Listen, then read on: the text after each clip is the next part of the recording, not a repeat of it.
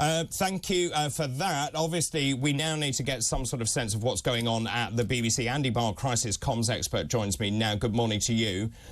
Good morning. So just in terms of where we are, it was interesting that Oliver was saying that the Sun actually had more allegations. They have decided not to publish and have handed that in a redacted form over to the BBC as it continues its investigation. Let's just look at the timeline here. I mean, when you look at the timeline, it becomes glaringly obvious. The police were informed in April. In May, a family member went to the BBC building. It then went to the corporate investigations team. They managed to make one email, one phone call.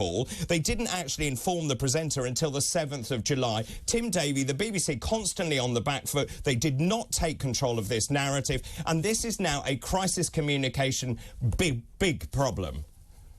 Oh, it is. It's a huge issue for the BBC. I think we all knew that they were a sort of archaic juggernaut that takes a long time to turn and sort itself out. But I don't think anyone fully understood just how delayed things were. For this to have initially started in April, yet the Director General was only informed allegedly on Thursday, it's just truly shocking communications. And it tells me that there's immediate process change and escalation change needed. You know, from a crisis comms point of view, it really is a disaster for the corporate side of the BBC.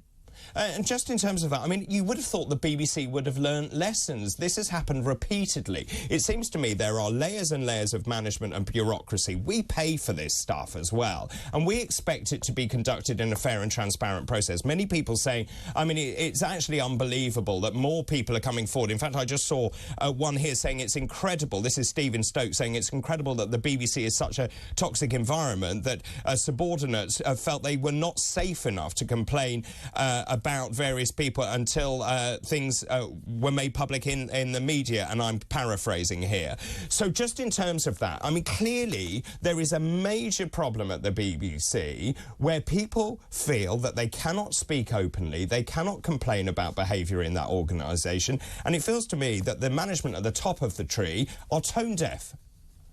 Well, I think they're tone deaf, but also they seem very distant to the actual boots on the ground. And obviously the BBC is a huge corporation that employs, hundreds of thousands of staff and freelancers. And it's a very small margin, a very small percentage that have actually had this issue so far. But the fact that they can't seem to communicate safely to their line managers and that it can't be escalated in a fast style shows that there's clear communication problems.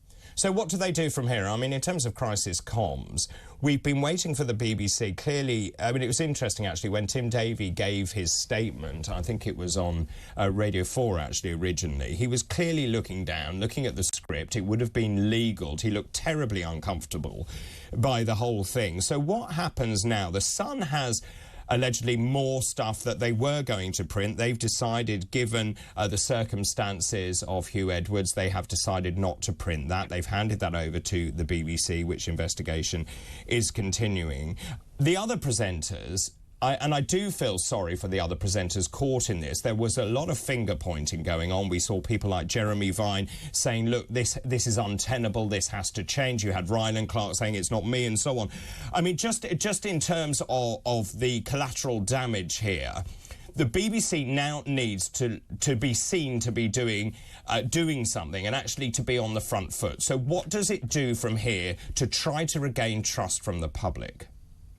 Well, I think the main thing is they need to be open and transparent. People think there's a golden or a magic bullet when it comes to crisis communications campaigns.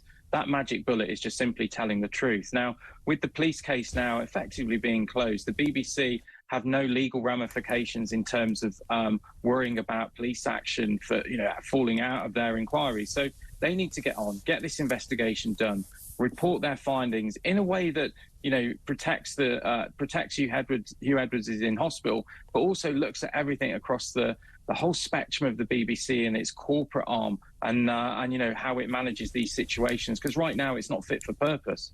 And just in terms of all the political figures weighing in, including the Prime Minister, do you think, in your experience, the BBC can recover? For me, this is about trust. It's about integrity. It's the broadcaster that people in the past have turned to for the news. They believe and they trusted the BBC. Has that trust been completely eroded now?